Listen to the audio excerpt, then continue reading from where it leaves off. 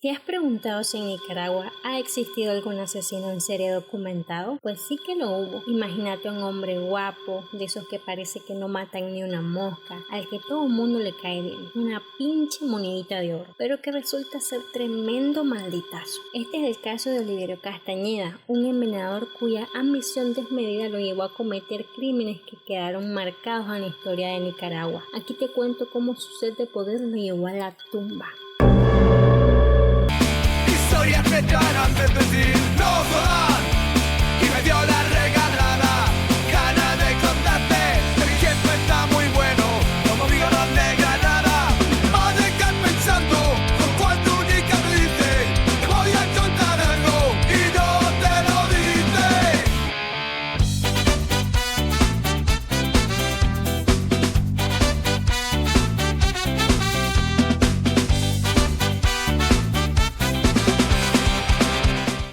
Buenas, linda gente del ciberespacio. Ya sé que me perdí buen rato, de nuevo, pero aquí estoy, de regreso. No sean tan intensos, que nuestra relación es más estable que la que tuvieron con su ex. Comencemos el chismecito, que es lo que vinieron.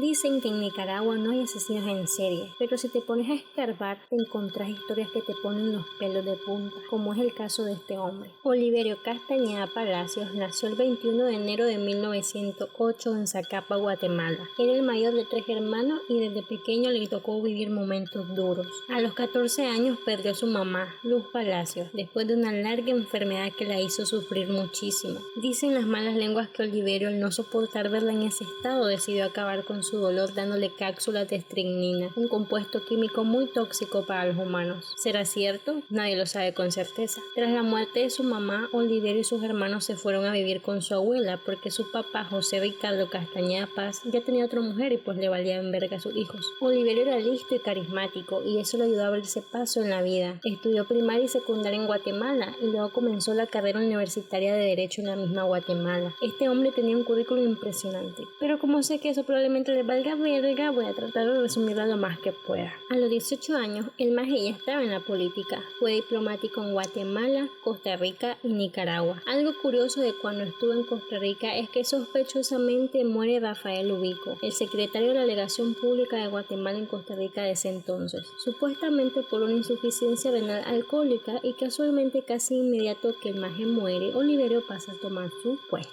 Sospechoso. Después fue enviado a Nicaragua como secretario de la Legación de Guatemala en Nicaragua. Luego volvió a Guatemala, donde se casó con Marta Jerez, quien no había cumplido los 17 años. El 27 de marzo de 1931, Oliverio Castañeda y su esposa Marta Jerez llegaron a León, donde Oliverio continuó sus estudios en Derecho. Gracias a su gran inteligencia, astucia, pues este hombre por tapas no cuadraba, no tardó en integrarse en la alta sociedad de León. Durante su estancia en el Hotel Metropolitano, los esposos se hicieron amigos cercanos de la familia Gurrián, una de las familias con más plata y mayor influencia de León en esa época. La familia Gurrián estaba compuesta principalmente por Enrique Gurrián en Rusia, el patriarca de la familia, Emilia Castro Avilés, la esposa de don Enrique, y los hijos María Alicia, conocida cariñosamente como Enna, de 22 años, Francisco Enrique José, de 20 años, y María Luisa Estela, de 14 años. Oliverio se fue ganando de poquito la confianza de los Gurrián, sobre todo de don Enrique. Aunque el hombre era más bien reservado y algo arisco, no pasó mucho tiempo antes de que Oliverio le sacara una confianza bárbara, tanto que hasta le contaba cosas bien delicadas de sus negocios. Fue idea de Oliverio que se fueran juntos a cantinas a echarse los traguitos, algo que don Enrique no acostumbraba a hacer. La esposa de don Enrique, doña Emilia, lo regañaba sin pena alguna delante de Oliverio por andar en esas andadas, pero el hombre era tan hábil que siempre encontraba cómo darle vuelta al asunto, alegrar a doña Emilia y que se le pasara el enojo. La familia Gurrián le ofreció a Oliverio y a Marta hospedarse en su casa, que quedaba diagonal al Hotel Metropolitano. Los dos se mudaron ahí y al poco tiempo no tardó mucho Oliverio en aplicar su labia salvaje y logra que manden a Francisco José, el hijo de la familia, a estudiar a Costa Rica. Este fue apenas uno de sus primeros movimientos en el plan macabro que tenía para quedarse con la fortuna de los Gurrián. Las hijas de la familia tampoco se salvaron de su influencia. Oliverio las enamoraba a las dos al punto de ponerlas celosas entre ellas. Esto provocó provocó un montón de pleitos entre Marta y la hija de los Gurdian, porque Marta sospechaba que Oliverio andaba detrás de las hermanas. Desde que llegó a León, las muchachas quedaron encantadas con él. Marta era de salud delicada y sufría de hemorragias menstruales que la obligaban a pasar días enteros en cama. Ella veía con mucha rechura cómo su marido aprovechaba esos momentos para coquetear con las hermanas Gurdian, en especial con María Luisa, la menor. Durante las comidas se echaban miraditas, Oliverio le escribía poemas, se mandaban cartas, les regalaba flores y pues ese coqueteo era recíproco, como dice la canción.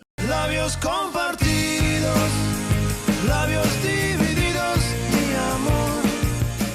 Marta, harta de las infidelidades de Oliverio, le puso un alto y le exigió que se fueran de la casa. Ya no quería seguir viviendo ahí, aunque doña Emilia trató de convencerlo de que se quedara un poco más, porque don Enrique está ahorita haciendo algo muy importante. Pues entonces Marta no dio su brazo a torcer, estaba decidida. Así que la mañana del 8 de febrero de 1933, Marta y Oliverio dejaron la casa de los Gurdian y se mudaron a una vivienda más sencilla cerca de la universidad donde Oliverio estudiaba. Antes de continuar, ¿ya me seguís en mis redes sociales? ¿No? ¿Qué estás esperando? Bastante me cuesta traerte el chismecito hasta tus manos como para que no me sigas, no jodas, qué barbaridad. Apúrate, anda, seguí mi comentario. Aquí te espero. ¿Ya lo hiciste? Así me gusta. Pues continuemos. Continuando con el chismecito, 5 días después, exactamente a la 1 de la tarde del 13 de febrero de 1933, Marta Jerez murió tras terribles ataques convulsivos. La noche anterior había disfrutado de una velada tranquila, salió al cine con una amiga y el esposo de esta. Durante la salida, Marta parecía estar bien, aunque mencionó que tenía un leve dolor de cabeza. Estaba emocionada porque estaba organizando una fiesta para celebrar el doctorado de su esposo Oliverio, que ya casi se graduaba como abogado. Al día siguiente, Marta se despertó quejándose de fuertes dolores menstruales y sufrió hemorragias abundantes. Además, tuvo malestares digestivos. Oliverio salió del cuarto y le pidió a una de las empleadas domésticas que le llevara al cuarto un vaso con las cápsulas que solía tomar Marta. Sin embargo, la empleada doméstica nunca entró al cuarto, todo se lo entregó a Oliverio y nunca se supo qué fue exactamente lo que le dio Oliverio a su esposa. Más tarde, Oliverio salió de la casa con la excusa de visitar a un compañero de clases para revisar algo de su examen final, pero en realidad se la pasó divulgando entre sus amigos que Marta estaba gravemente enferma y que probablemente moriría ese mismo día. Mientras tanto, doña Emilia, preocupada por la salud de Marta, fue a visitarla a su casa. Al llegar la encontró tranquila, incluso dando órdenes sobre lo que quería para el almuerzo. Sin embargo, Oliverio mostraba una gran alarma, como si supiera algo que los demás no. Marta con calma insistió en que no era nada serio, que no se preocuparan, pero cerca de la 1 de la tarde su estado empeoró de repente. Sufrió ataques convulsivos y murió poco después. La muerte de Marta fue atribuida oficialmente a la malaria, pues se asumió que su frágil salud la hacía propensa a enfermedades graves. Sin embargo, muchos detalles quedaron en el aire, dejando más dudas que respuestas. El entierro de Marta se hizo de forma apresurada, lo que causó bastante controversia. La familia de Marta, sobre todo su hermano, pidió por radiograma que el cuerpo fuera enviado a Guatemala para ser repatriado, pero Oliverio salió con la excusa de que el proceso iba a tardar demasiado. Según doña Emilia, la razón de adelantar el entierro fue para que Oliverio pudiera descansar, pues decía estar emocionalmente devastado por la muerte de su esposa. El 21 de febrero de 1933,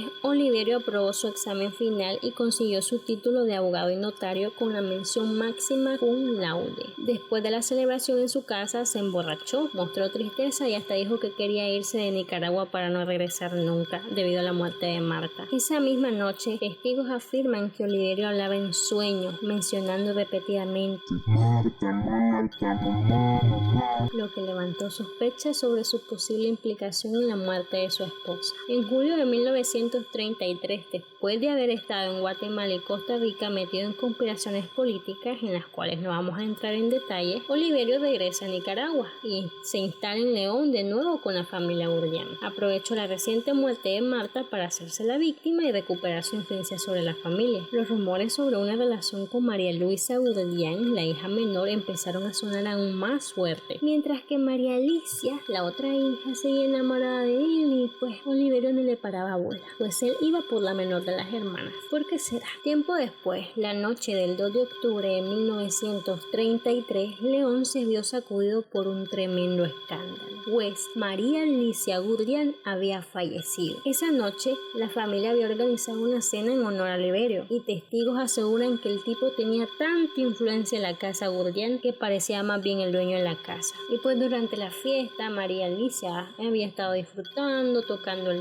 piano, estaban en una fiesta de gente con plata. Oliverio obviamente le estaba haciendo extrovertido, ganándose a todos sus invitados, etcétera, etcétera. Pero María Alicia, quien había estado batallando con el paludismo y estaba bajo tratamiento, se tomó sus cápsulas de quinina con leche que su mamá le había dado. Esa misma noche, María Alicia gritó aterrada. Sus padres corrieron a su habitación y la encontraron rígida e inconsciente. Cuando recobró el conocimiento, dijo con voz débil: mamá, mamá, me muero. Poco después sufrió convulsiones y murió. Los médicos de la familia atribuyeron la muerte a una fiebre perniciosa violenta, pero la insistencia en la familia de que se revisaran las cápsulas de quinina y la desaparición de la caja donde se guardaban comenzaron a levantar sospechas de un posible envenenamiento. Qué casualidad que justo el medicamento que se tomó esa noche, donde estaba guardado, desapareció la caja. Pero eso no es todo. Poco después de la muerte de María Alicia, don Enrique Gurdián también fallece en circunstancias sospechosas. La mañana del 9 de octubre de 1933, don Enrique, que ya estaba muy afectado por la muerte de su hija, comenzó su día como cualquier otro, pero según una de las empleadas domésticas se notaba agitado y comentó que no había descansado bien durante la noche. Oliverio, por su parte, dijo que don Enrique podría estar pasando por algún tipo de angustia, pero ni se preocupó por verificar cómo se sentía. Prácticamente dijo: bueno, déjenme tranquila, se le murió la hija hace poco, que está triste. Entonces no le pararon atención, ni siquiera lo vio un médico. Más tarde, cuando la familia regresó de misa, encontraron a don Enrique en su habitación quejándose de malestar y rigidez en las piernas. Intentaron buscar ayuda médica, pero ya era muy tarde. Su estado empeoró rápidamente y sufrió convulsiones hasta morir. La muerte de don Enrique desató un escándalo en la ciudad. Con tanta moridera de gente, el Estado se involucró, iniciando un proceso judicial en León. Las personas cercanas a la familia Gurdián tenían en la mira a Oliverio, que algo sospechoso sentían que pasaba con él. Oliverio Castañeda, que estaba en la casa en ese momento, fue detenido bajo la acusación de estar involucrado en la muerte de don Enrique, aunque al principio no habían pruebas directas en su contra. Durante las primeras investigaciones se realizaron análisis químicos en las vísceras de don Enrique. Los resultados fueron negativos para venenos comunes, pero se encontraron rastros de estricnina. Esto llevó a hacer experimentos con animales y en ellos se observó que el veneno causaba síntomas muy similares a los que habían tenido las víctimas humanas. Dando un poco más de contexto, debido a que Oliverio era una persona muy extrovertida, muy elegante, muy simpático, muy agradable, tenía muchas amistades, especialmente amistades mujeres, así que había una gran parte de la población que lo apoyaba y decía que era inocente. Los experimentos continuaron y había una gran multitud cada vez más agitada que comenzó a exigir la liberación de Oliverio. Sin embargo, el juez a cargo del caso ordenó que continuaran con las pruebas. Hasta se inyectaron los jugos gástricos de don Enrique a un perro, lo que causó la muerte del animal. Estos eventos reforzaron las sospechas de las personas de que Oliverio era culpable. La opinión pública se dividió. Unos pedían la pena de muerte mientras que otros defendían su inocencia. Pero por si no fuera poco, la viuda y la hija de don Enrique, María Luisa, la que tenía 14 años, estaban visitando a Oliverio y dándole obsequios en prisión. Fueron duramente criticadas por la sociedad, lo que alimentó aún más el escándalo. La Corte Suprema ordenó exhumar los cuerpos de las víctimas para confirmar las causas de su muerte. El 24 de octubre de 1933, durante las exhumaciones, los cadáveres de Marta Jerez y María Luisa fueron sometidos a autopsia y sus vísceras fueron enviadas a un laboratorio para análisis, donde también se hallaron trazas de estricnina. El caso se complicó aún más con las revelaciones de que Oliverio también podría haber estado involucrado en la muerte de Rafael Ubico, un diplomático guatemalteco que falleció en 1929 en circunstancias similares, que es el que ya les comenté. Testimonios y documentos provenientes de Costa Rica señalaron que Rafael había acusado acusado a Oliverio de envenenarlo antes de morir, y también se le atribuyó a un envenenamiento de perros con estricnina ocurrido en León poco después de que Oliverio llegara a Nicaragua. Imagínate, dicen los testigos que a él le gustaba envenenar perros. El 28 de noviembre de 1933, Oliverio fue formalmente acusado de parricidio y asesinato atroz. Se inició su juicio en el cual se presentaron varios testigos. Se mostraron cartas donde María Alicia aparentemente le escribía a Oliverio celosa de su hermana menor, María Luisa Estela, lo que sugería que Oliverio estaba involucrado en un triángulo amoroso con las hermanas Gurdián, incluso antes de la muerte de su esposa. Oliverio negó rotundamente estas acusaciones y también negó estar involucrado en las muertes que se le atribuían. Durante el juicio hubo varios testimonios a favor y en contra de Oliverio. Ay, comadre, le tengo un chisme, pero bien bueno, no me la va a creer. El 6 de diciembre de 1933, Oliverio presenta una extensa carta de confesión y defensa. Pero en serio, agárrate porque te vas a quedar con las tapas abiertas con que Oliverio dice que confiesa. En la carta, Oliverio Castañeda se defiende de las acusaciones que le están haciendo, alegando que el proceso judicial es completamente injusto y manipulado. Comienza denunciando que lo arrestaron de manera arbitraria, sin una orden judicial y sin que lo informaran de los cargos hasta varios días después. Dice que lo mantuvieron incomunicado y sin recursos para defenderse, lo que él considera una violación de sus derechos. Oliverio asegura que está siendo víctima de una conspiración orquestada por enemigos personales y por intereses políticos y económicos. Acusa a Fernando Guardia, un costarricense que según él busca aprovecharse de la fortuna de los Gurdián y lo están acusando falsamente. También menciona que el presidente de Guatemala de ese entonces, Jorge Ubico, habría pedido su ejecución como parte de un acuerdo político. Con respecto a la familia Gurdián, Oliverio admite que tuvo relaciones con las hermanas María Alicia de 22 años y María Luisa Estela de 14 años, contradiciendo todo lo que había dicho antes. Cuenta que su relación con María Alicia comenzó cuando empezó a vivir en la casa de los Gurdián y que en ese tiempo comenzaron a verse en secreto, incluso en el cementerio de Guadalupe donde María Luisa lo acompañaba a visitar la tumba de su esposa fallecida. Según Oliverio, en esos encuentros mantenían relaciones sexuales sin que nadie se diera cuenta. También menciona que María Alicia sospechaba de su relación con María Luisa Estela, lo que generó tensiones en la familia. Oliverio reconoce que su relación con María Luisa Estela fue más seria y que la considera su mujer ilegítima. Afirma que a pesar de los rumores y las acusaciones en su contra, estaba dispuesto a casarse con ella si se retiraban los cargos. También dijo que presentaría como pruebas cartas que ambas hermanas le enviaron. Además, Oliverio acusa a doña Emilia, madre de las hermanas, de haberlo acosado románticamente antes y después de la muerte de su esposa. Aunque nunca correspondió a sus avances, reconoce que no rechazó ni aceptó nada de ella para evitar conflictos. A lo largo de su defensa también señala que la familia Gurdián estaba metida en fraudes financieros y que las muertes de María Alicia y don Enrique Gurdián podrían haber sido causadas más por celos y disputas internas que por sus acciones. Finalmente, Oliverio pide que se investiguen a fondo los testimonios y las pruebas que comentó, incluyendo las cartas y los registros de la familia Gurdián, y que se revise la contabilidad de sus negocios. En su carta sugiere que si alguien tiene la culpa de los crímenes podría ser otra persona dentro de la familia movida por celos y ambiciones económicas. Los medios de comunicación no dudaron en tachar la carta de Oliverio como un acto desesperado, afirmando que no tenía más alternativas para probar su inocencia y tuvo que recurrir a calumniar a la familia Gurdián como su último intento de defenderse. En el juicio no lograron presentar ninguno de los testigos que Oliverio había citado, debido a supuestas complicaciones legales. Al final, la carta de confesión de Oliverio no fue tomada en cuenta en el juicio. Para ese entonces, Oliverio seguía tras las rejas. El 24 de diciembre de 1933, Oliverio logró escapar de prisión con la ayuda de cómplices, incluyendo a guardias corruptos, disfrazándose con un uniforme de la Guardia Nacional. Pero al día siguiente lo recapturaron y lo ejecutaron bajo la famosa ley fuga. Según los guardias, Oliverio convenientemente intentó escapar mientras lo trasladaban y lo balacearon, aunque hay quienes dicen que la ejecución fue premeditada. El caso de Oliverio Castañeda Palacios quedó como uno de los más polémicos de Nicaragua, dejando muchas dudas sobre su culpabilidad y el verdadero alcance de sus crímenes. La verdad que qué tremendo, no jodas, nunca se supo con certeza qué fue lo que pasó. No sabemos si era inocente, si era culpable, no jodas, qué barbaridad.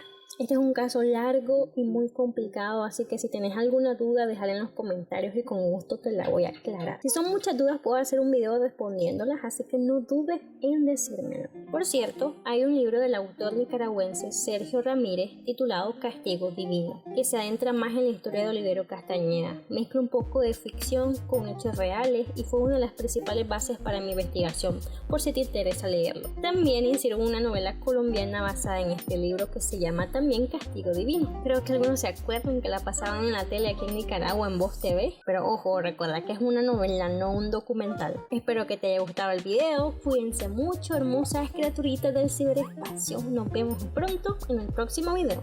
En serio, espero que sea pronto.